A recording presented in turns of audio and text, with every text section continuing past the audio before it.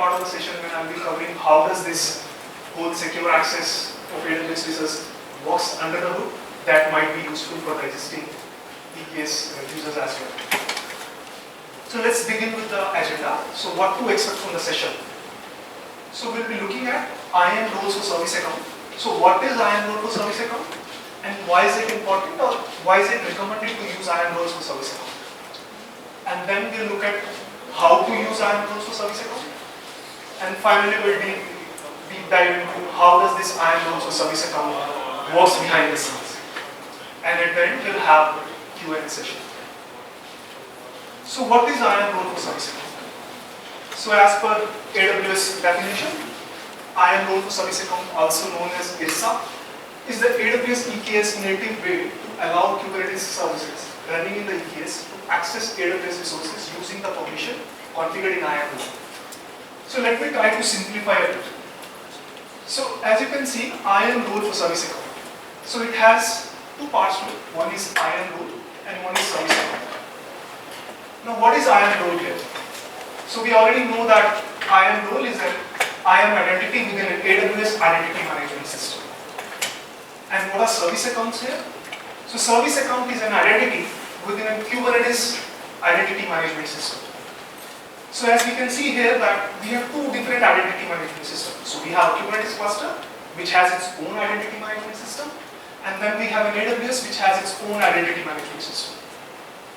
And what we are trying to achieve here is we are trying to access an AWS resource which resides in an AWS system for a Kubernetes cluster. And since both of them have their own identity management system, this IAM rule for service accounts becomes handy. So it helps us in bridging the gap, or I would say rather integrating these two identity management systems, and helps us in accessing an AWS resource from within the EKS cluster. So in short, IAM rule for service account helps us in accessing an AWS resource from within our Kubernetes cluster. Now why is it recommended, or why is it important to use IAM roles for service account and not a legacy way where you can have an IAM role associated with your EC2 instance and just directly use that? So there are two main advantages which I have tried to capture over here. One is the principle of least privilege, and second one is credential isolation. So there are more to it, but these are the two which important one I have just captured here. So what is principle of least privilege? So in security, the principle of least privilege is a best practice, basically to enforce or grant the right permission to the services or to the entities. So let's take an example of Kubernetes itself. So let's say you have Kubernetes service, and now that service requires permissions to access another Kubernetes resource. Let's consider another Kubernetes resource as a Kubernetes secret. Now, what the principle of least privilege best practice, if you follow, then ideally if my service requires, let's say, only the read permission on the secret, then I should only allow the read permissions for that particular service. And that's what the principle of least privilege means, and IAM rule for service accounts tends towards that principle of least privilege and makes the secure architecture. And as I mentioned, it's an improvement over the previous architecture of Kubernetes services running in EKS to use an IAM role of an underlying EKS node. Now what is the downside of using an IAM role of underlying EKS node? Now let's assume that if you have an IAM role attached to an EKS node and the service is using that IAM role, then all the services which are running on that EKS nodes will inherit that permissions, and which is not what you want, and which basically violates the principle of least privilege. So as a best practice, it's always recommended to follow the principle of least privilege. And the second advantage is credential isolation. So what does this credential isolation means?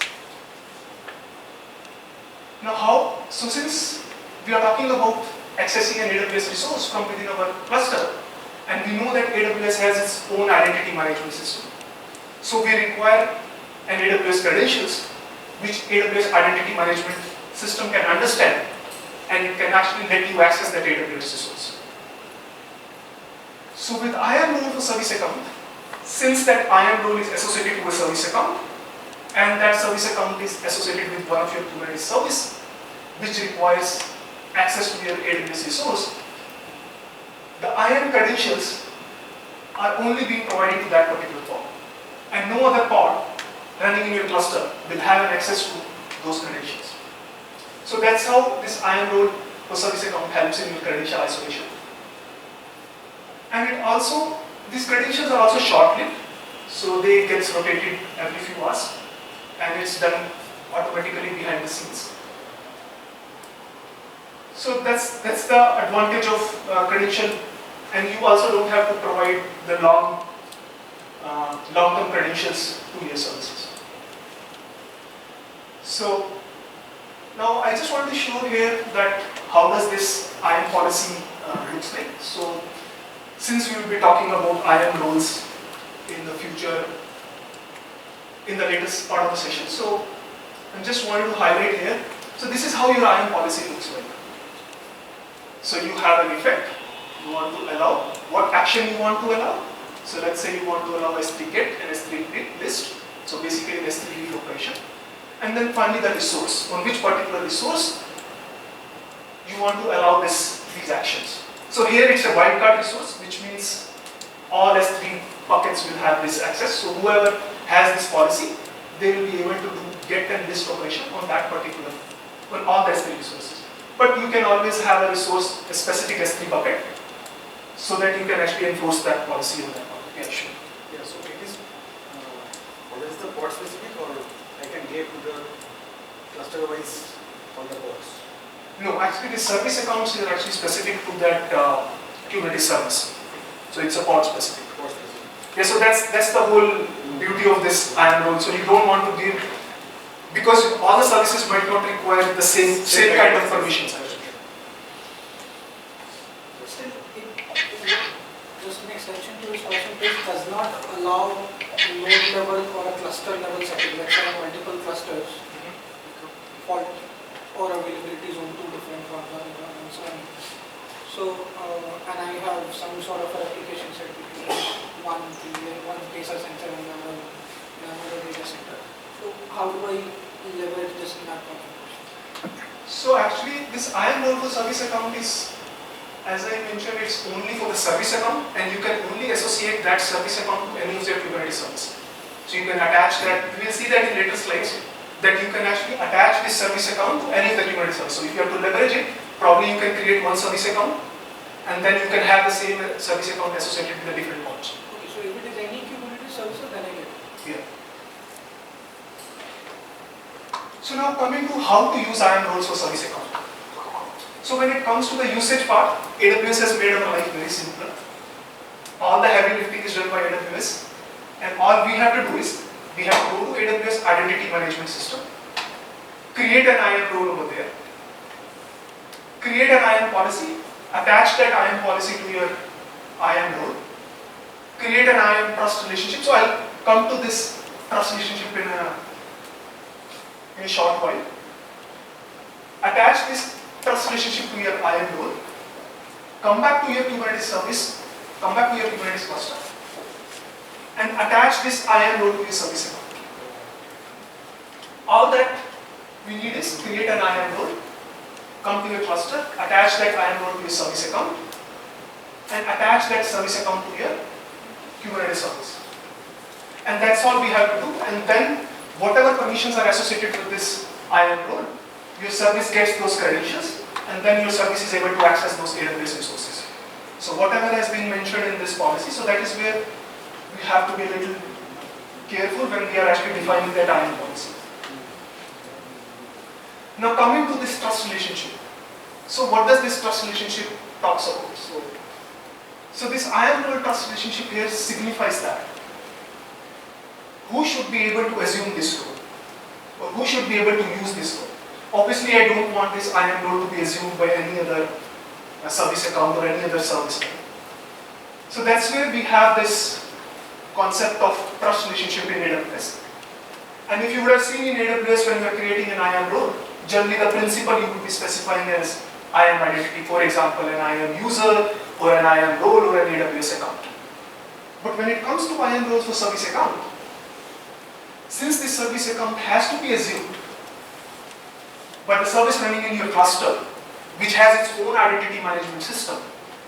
Here you cannot have a principal as one of the IAM identity. Now how does it works then? So as you can see here, so here the principal says an IAM OIDC provider.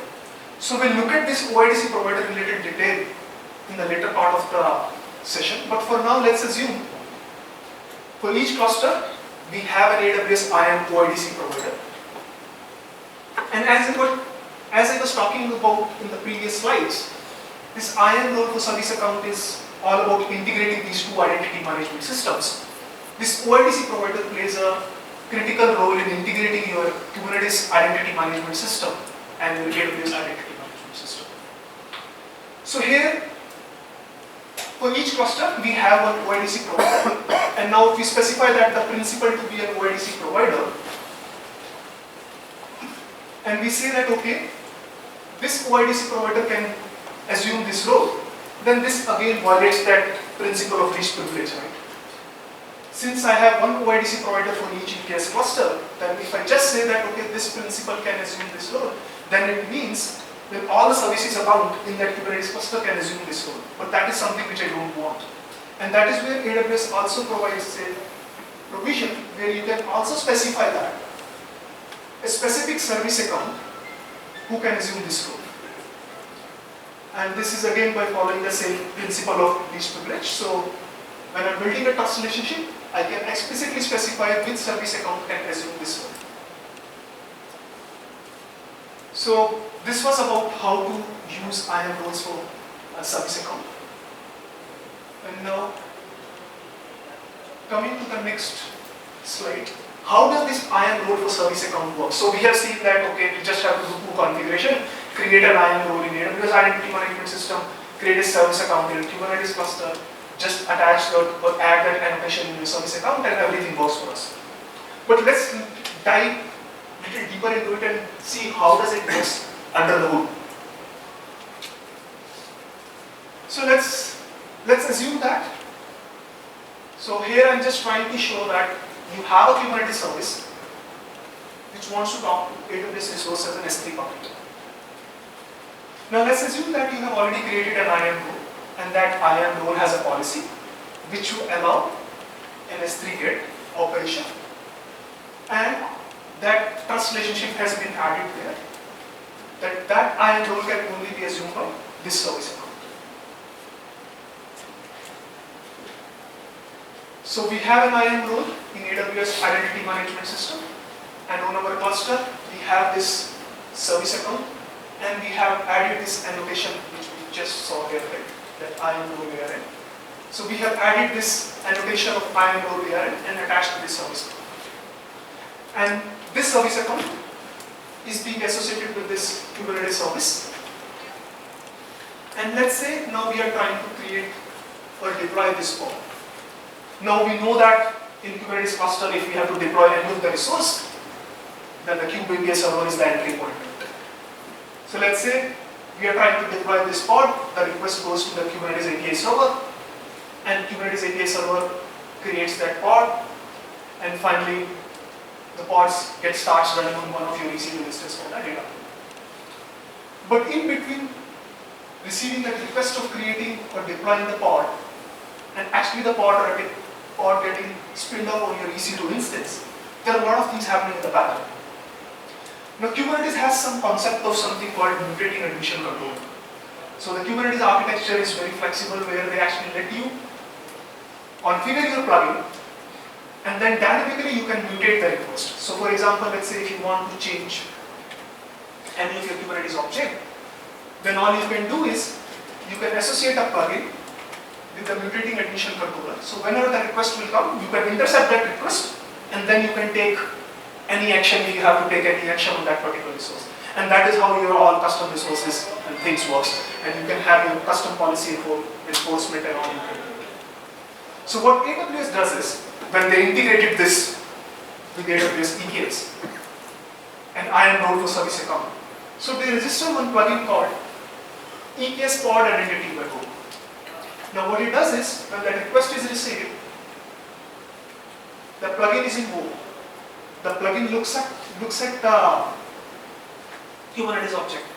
It looks at the service account and it sees that there is an IAM role annotation in the service account. The moment it sees that, then what it does is it injects two environmental variables in your pod. The first one is AWS role ARN and the second one is AWS Web Identity Token file. So let's look at both of them one by one. So IAM role ARN is simple, like it just tells that okay, this is an IAM role ARN and that environmental variable gets injected into the pod. The second one is AWS Web Identity Token file.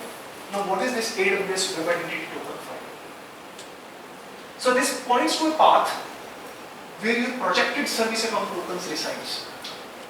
So we'll see that again, this projected service account tokens, OIDC provider, a little in detail in the next slide. But for now, let's assume that there is something called projected service account tokens. And we'll see that how does that the Kubernetes pod receive that projected service account tokens. But for this particular use case, let's assume that AWS Web Identity Token file environment variable has that projected service account. And once those environmental variables are injected into the pod and now pod starts running, and now your application which is running as part of the pod starts making an AWS resource access request. So in order to access a resource, let's say your application is either making an AWS SDK call or maybe making an AWS CLI call. Now what exactly happens? So what happens is, when your application makes that call to access this resource, then AWS SDK looks for these environmental variables. So it checks that, okay, I have an AWS role ARN, I have a web identity token file, and then what it does is, it sends the request to an AWS SPS service, which is a security token service, and the primary responsibility of this service is to issue the AWS credential back to the client. And using those credentials, then your service can talk to AWS and can authenticate to your AWS resources and can access that, if those credentials has the required permissions to access those resources. But when it comes to AWS SPS service, see, SPS can't just generate the IAM credentials and give it back to the client. So it needs to also understand whether the client who is requesting for this IAM credentials, is it a legitimate client or not? Now how does this SPS verifies that okay, this client is a legitimate client and I can issue the token? Or what other checks and balances it does before issuing the token? So we'll see all that in the next slide, but for now let's assume that SPS does some validation, it does some checks and balances and figures out, okay, it's a legitimate client, and then it issues the IAM credentials and give it back to the client. And now once your pod or application has those credentials, then when it requests the AWS resource, it presents those credentials to authenticate and authorize to AWS resource. And then your AWS S3 service checks that, okay, the credentials are valid, they are not expired, they have permissions to the operation which the client is requesting for, then access is allowed, otherwise access is denied. So this is how an IAM role for service account works behind the scene. Now coming to this slide, so here basically I'm trying to show what is this projected service account token, how does this AWS OIDC provider helps in bridging these two identity management systems. So we'll see that in little detail. So what happens when you create a pod? So as we had discussed in the previous slide, in Kubernetes cluster, Kubernetes has its own identity management system, and service account is one of the identity within the Kubernetes cluster. And by default, whenever you create any service in the Kubernetes cluster, it has some service account. So if you don't explicitly assign any service account to a Kubernetes service, then it has something called default service account. And that default service account has no privilege. So again, it is following the same principle of least privilege. So by default, if you create a service in your Kubernetes cluster and you don't associate any service account with the required permissions, then that service will not be able to access any of the other Kubernetes resources. So what happens is, when a Kubernetes pod is spinned up, the kubelet running on that Kubernetes node makes a request to the Kubernetes API server to get the service account token. So as I mentioned, each pod has some service account. Either it's a default one if you are not explicitly specified. But in this case, let's consider a scenario where we have a service account with an IAM role associated with it. Now when the request goes to Kubernetes API server, then Kubernetes API server checks that, okay, does this service account has that IAM role annotation in it? And if it finds that, okay, it has an IAM role annotation in it, then it issues the projected service account token. So which I was talking about in the previous slides. So instead of issuing that normal service account tokens which are used within the Kubernetes cluster, it issues the projected service account tokens. And these projected service account tokens kind of have additional information which helps to bridge that two identity management systems. Now obviously when Kubernetes API server is This issued, projected service account token is defined as the service account token, or it is the alias concept? so actually this projected service account token is kind of an enhancement on top of your normal Kubernetes service account tokens. So they are different than normal Kubernetes service account tokens. They are actually like the JOT token, so which is normal OIDC But spec. service account token also they created using the JWT, Java tool. Sorry, Java service account token, they also created it in the JWT component. correct. So here we are still within the Kubernetes cluster. Yes. So within the Kubernetes cluster, so basically what I'm trying to highlight here is how does this two identity managements are integrated. So Kubernetes also has a service account token, which are not same as projected service account tokens. So these projected service account tokens, using these projected service account tokens, AWS has integrated these two identity management systems. And maybe we'll see that how it is different than normal service account token. My other question is, if both the service account token is different, then they have created a new service to manage these two tokens, or they are integrated with same? Yeah, so that is where this IAM OADC provider comes into the picture. So we'll see that how they are doing it. So how this projected service account token are issued by Kubernetes API servers. So as the whole challenge here is how do we integrate these two identity management systems. So how can your AWS IAM can trust these service account tokens? So what we are looking at here is the service account tokens or the projected service account tokens which are being issued in the EKS cluster should be trusted by your AWS IAM management system. And that is being something which is achieved using AIM OIDC provider. So this OIDC provider actually manages your public-private key pair in a more secure fashion. And what it does is, it provides that private key to your Kubernetes API server. And what Kubernetes API server does is, it signs this projected service account token using this private key which is provided by AWS IAM OIDC. And once these projected service account tokens are signed, they are returned back to that kubelet and then they are mounted back into your pod. So now these projected service account tokens are mounted in your pod, and we had seen in the previous slide that the mount path is also there in that environmental variable. Now when your pod is trying to access an AWS resource, then we know that AWS SDK first tries to send a request to security token service so that it can get the IAM credentials. Because your service cannot talk to AWS resource using this projected service account token.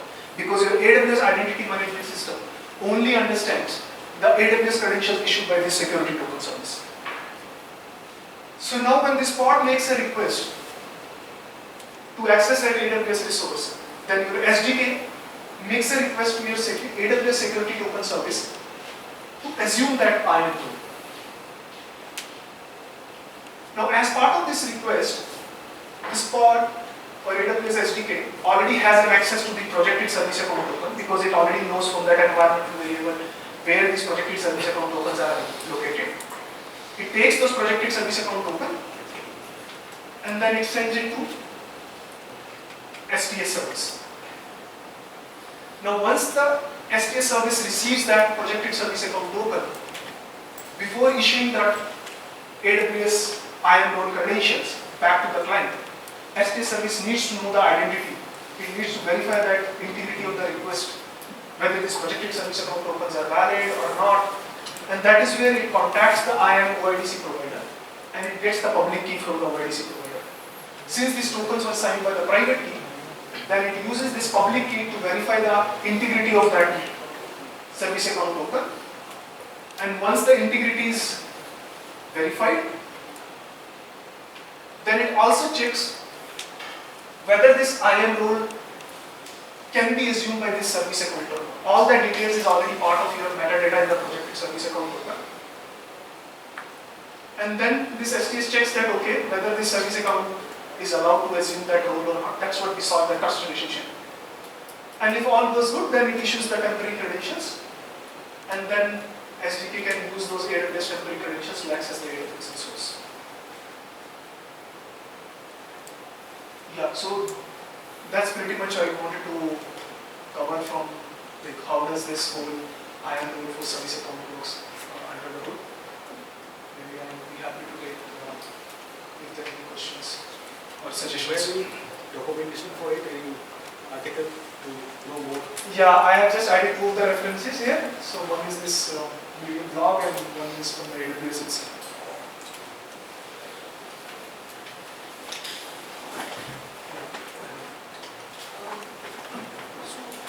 I think you mentioned that SDK makes the request Right.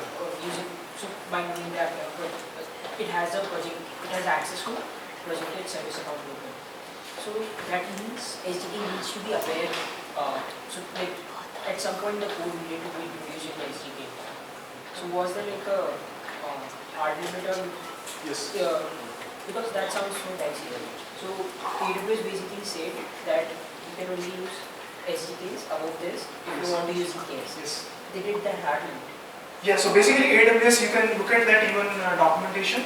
So they did mention that for using this IAM role for service account, they have specified that in which SDK version they have introduced this functionality, and that SDK version you have to use.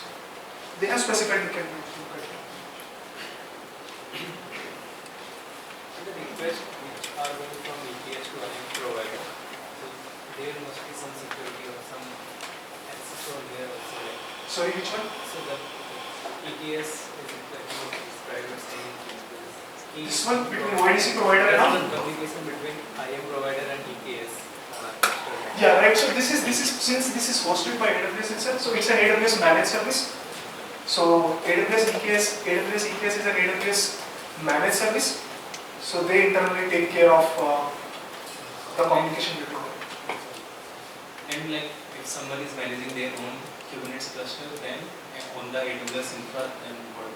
Okay, so there are two parts to it. So let's say even if you are managing your cluster in AWS, so there are two ways to do this. One, you will be leveraging your AWS provided this managed service, right? EKS is their managed service, so you will be using So their. let's say I'm not using EKS, Okay. I'm having my own, like I want to manage my own Kubernetes deployment, and not deployment, like I want to have my own Kubernetes cluster and all those things. I want to use EKS, but I'm still using AWS. Like I'm using AWS. Right, you can have your own Basically, Kubernetes. Yes. in that case, like this will not work. So I have to whatever AWS has done, I have to do that to myself. Yeah, right. So to be honest, I'm not aware of that use case, how to handle it. Basically, at the end, we need some way of adding that OIDC provider. So in that case, you have to install the AWS controller within your Kubernetes self-managed. That will enable the API call for the give a SDK handles, right? Similarly, Kubernetes controller is available. Have you faced any challenges when STS rotates the token, right, on your day-wise, whatever you said, right, in STS cluster relationship. Yeah. So there, have you faced any, like in very high throughput system where millions of calls happening and the expiry of a token happen, and since at the same time your application is using that? No, sorry, we Any haven't come such across idea? that use case so far. I hope that SDK takes care of before even getting those expired, they are rotating those. But at the same time, your app is loaded the token or made a call with the No, but actually, generally, as a general practice, they wouldn't be rotating at the exact time of expiry. They would be rotating, let's say, if your expiry time is 1 hour, they might be rotating 15 minutes prior to that or something. Correct. So 15-minute window is there, right? Yeah. So at the same time, 15 minutes before that call, like application is still heavily like high throughput system, right? It is so millions of calls still coming during that window, and there are few calls with that previous token. So there is some time window where it overlaps. But I assume that still that 15 minutes, that previous token should be valid because it's still not expired. But we have not come across that problem. But I am assuming generally whenever we rotate those tokens, since that this previous token is still valid for 1 hour, I assume that that should still be allowed to make an So access. you mean there is always a grace period of Always, certain yeah, yes. time? I think so. Sorry?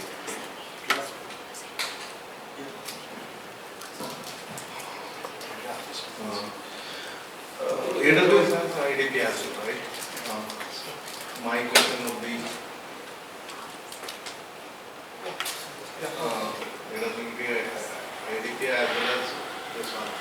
There is a new for me, OpenID and OIDC. So we have to, when to use that IDP or when do I use this? No, this is specifically for your, see, AWS, you are saying AWS Identity Management System is, so whenever you, in terms of EKS cluster when you are using, then you are using this OIDC provider. So when you are integrating your EKS cluster with your AWS Identity Management System, that is where you are using this OpenID provider. But you will still be using your AWS Identity Management System for controlling other within the AWS system itself, right? So that you will still be using. So you will be using. But also it says external user. IDP can also be used for external user or external tools, I believe. I'm not sure about that. Okay.